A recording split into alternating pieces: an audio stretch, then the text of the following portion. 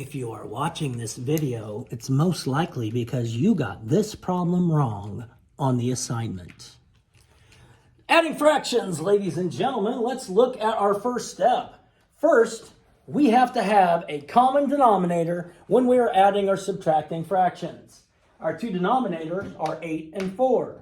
So we find the least common multiple, or how they say it, LCM, of our denominators. Now, multiple, think multiplication chart, and if you have one, you can easily find it. I take my denominator of 4 and my denominator of 8, and I'm going to start listing the multiples. 16, 4, 8. Look, my least common multiple is 8.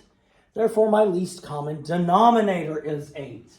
So I need to change so that both of these fractions have a denominator of 8. Guess what? 3/8 already have a denominator of 8.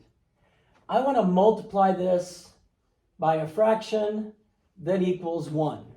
Why multiply by a fraction that equals 1? Because if you multiply something by 1, you do not, and the rock means do not, change the value.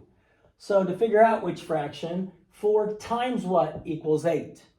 And since I know 4 times 2 equals 8, and I need this fraction to equal 1, 2 over 2 is 1, because anytime a fraction has the same numerator and denominator, that equals 1. That's the fraction that 1 used. 4 times 2 is 8. 1 times 2 is 2.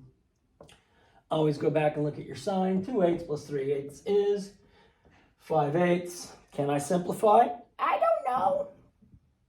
The factors for 5 are 1 times 5. That's it. So that's prime. The factors for 8 are 1 and 8, 2 and 4. So the only one they have in common is 1. If 1 is the only one they have in common, then that answer is already in simplest terms. So the answer would be 5/8.